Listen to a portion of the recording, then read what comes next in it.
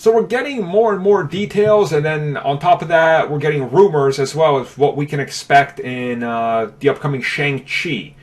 A fight tournament of sorts, a secondary villain with the main, villain from Creed 2. And now, by the sounds of it, Fang Foom again is being rumored for this film.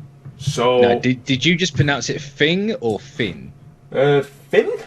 Good. That's the correct word. Finn? It's not Finn.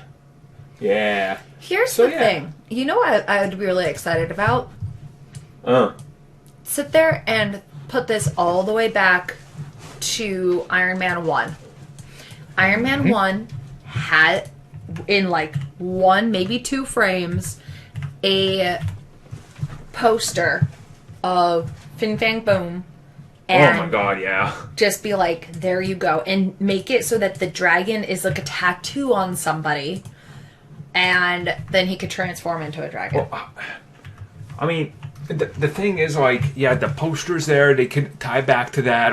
I definitely would try to bring that in because that's a questionable placement there. No, I wouldn't. It looks nothing like Fin Fang Foom anyway, so just kind of... I just don't think they can make him a dragon. I mean, look at Mulan, right? But he's not a dragon. He looks like a dragon. He's not, a shape-shifting alien. Let's not stereotype. He's a shape-shifting alien. And like, why like move away from that now? I just don't think they move from it. I think it's the appearance of it. That's the only thing.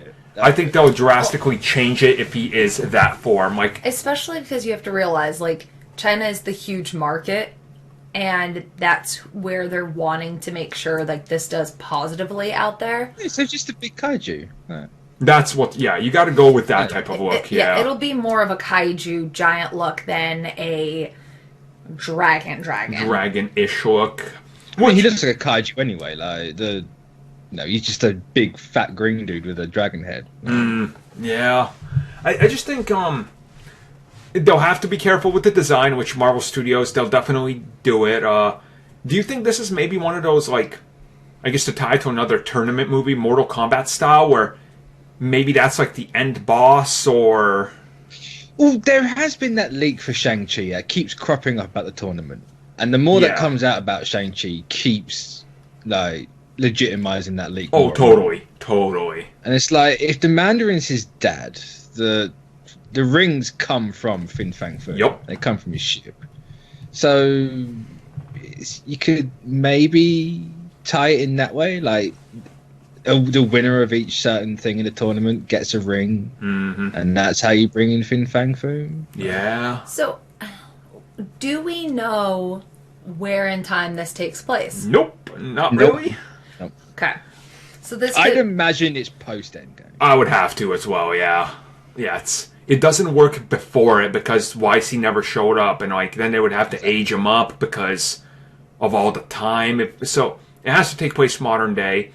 I wonder, did they tie in the old 10 rings that we've seen through the MCU? Did they kind of explain those as people that were out there seeking other tournament fighters that are worthy, maybe, or something? Like, because you kind of have to address those guys, because we've seen, like, what, 3 or 4 of them with rings? I mean, we saw an entire group in Iron Man 1. True, yeah. And I feel like... Camp.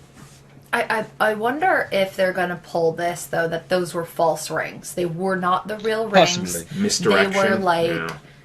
a subgroup to talk about and to spread the fear of the 10 rings, but the actual 10 rings were each of their heads, and then they made a mimic of it. And that's why none of the rings had actual power in Iron Man. I could see that. Yeah, I mean, it's a good way to take it. We know in Iron Man the rings didn't have power because they weren't the actual legitimate ones. Yeah. Yeah. Yeah, they're just like placements, like decoys, if you will, or some sort of, I don't know, mob. It felt like they were like a mob organization, because like Iron Man 2, you see the dude with the ring right at the beginning as he's handing off the file. You're like, oh, okay. So it seems like they were trying to set them up in a certain way. Then they went back on that. This film will probably explain all of that, because Marvel Studios likes to tap every single loose end available. Oh, yeah. So then that really makes me feel personally that it's a falsification. Like, the rings that we've seen are false leaders of the 10 rings. Or maybe it's like a football team. So, like, when you win the football everybody gets a ring for that team, but then there's one, like the trophy. And that explains why Travis in Iron Man 3 was such a fan of soccer. Because football and trophies. Yes. I haven't seen the Iron Man films in so long. I'm just sitting there like, yeah. I'm sitting here face palming. That's what I am doing. I'm connecting all the dots. I honestly wouldn't be surprised if they don't even go that much out of their way to make a connection to the old Ten Rings. Yeah, I could could see just that. get like a throwaway scene. It's like, yeah, no, these are different. Right. I could be like, oh, those decoy little things, kind of like Hela with the Infinity Gauntlet. She's like, that's fake. Just knocks it over. Yeah. Like, all right, that's explained finally. No, I can see No, that. the rings are actually these, and they're like how they're actually supposed to look, not just weird sovereign-looking things. That would work. That would work. So, yeah. Anything else on Shang-Chi and tournament and everything? Before I'm we move on? excited. Being a martial artist, like I love these kinds of these films, especially because I feel like it's going to birth a new generation of potential martial art kids. That too. It always, something does that. Like, in the 90s, there was a bunch of things like that. In the 2000s, happened a little bit. I think this movie, it's high up on my most anticipated list. Like, it's this and Batman are very closely tied together because they're stuff I'm really excited about. And, like, I love tournament fighting movies. Like, the only really big action movie of that type of style, like Bloodsport and stuff. I love those Jean-Claude Van Damme movies, like Mortal Kombat. So I'm interested to see that element get brought back and kind of refined for a modern day with a high budget that's not like shoestring like all the 90s movies. It's like I'm super excited to see how they do that, especially with the Marvel Studios flair, where I bet you the fight scenes are going to be outstanding. Like, it's going to be top notch. Well, are they going to use the clone power for Shang-Chi? Oh, Do we that would kind be of sick. slightly ignore the whole, I don't like to use my powers if I use them as a crutch and I've got to train to get better? We can maybe downplay that slightly. But, if he has the power of the clones, I or would is that just honestly... because he's got one of the rings that can make it like he's got clones? I would honestly probably meet somewhere in between. He feels like maybe it's a ring and it's something, but then ultimately he doesn't. Sort of like the Captain Marvel thing, but... Also, the same thing with Thor. Like, Thor thought his power came from Mjolnir, but it actually doesn't. It came within, and that was just able to allow him to harness it in a different way. And then the post-credit scene is him walking, and Iron Fist is like, I'm Daniel Rand, sworn protector of Kanan.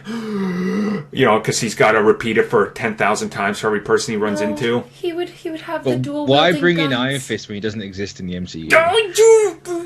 You're both hurting my heart right now. That'll be the, that's the worst missed opportunity, because, you're doing a fighting tournament, right? If they had Iron Fist, they could literally put him in there, and he's just like, maybe I wasn't ready they yet. could use a Iron Fist, I imagine. This is what I feel. Like, they're going to mention something. a thing about a guy with a glowing hand. They'll mention Kunlun, but they're banned from the tournament because they can't really appear in time. I could see that, yeah. The Kunlun, they can't make it here to the tournament. Why? They're phased out of time for another few years. Kunlun's destroyed, didn't you hear? Wink, wink. There you go. There you go. So... yeah, we're all excited by this. I can't wait. This and Batman, top of my list, like I said. I can't wait to see the first trailer. Because it's gonna look completely different. Exactly. And this is what I'm excited for. It's gonna be high budget, but look low budget. To be able to get that old aesthetic of this grungy tournament, because. Come on. If it's going to be a tournament, is it really going to be super fancy? It's like an underground secret tournament. Yeah. You can't be fighting in an arena. He's a very flamboyant character. He likes to splash the money around. Maybe his level. You got to realize, you got to get past the grunts, the Groots, and all of that. When you get to the Heihachi level, that's when we put it on public display. That's when you get Mandarin with all of his flamboyantness and interior decorating. I can't wait for that. I need the Mandarin. Yep. So, yeah, there you go, everyone. So thank you for taking the time to watch that video. If you guys would like more content that we offer here for channel members, which you guys can check out in the little join button down below, we do offer additional content, such as exclusive podcasts and topic discussions, our gaming podcast, Star Wars TV series reviews, Marvel show reviews, DC Universe and CW reviews. We offer personal vlogs, backlog reviews of TV shows and movies, video game topics, and Q&As. And of course, in one of our best tiers, we offer audio commentaries on TV shows and movies, along with a bunch of other stuff you guys can check out just by clicking that join button and seeing what is on offer.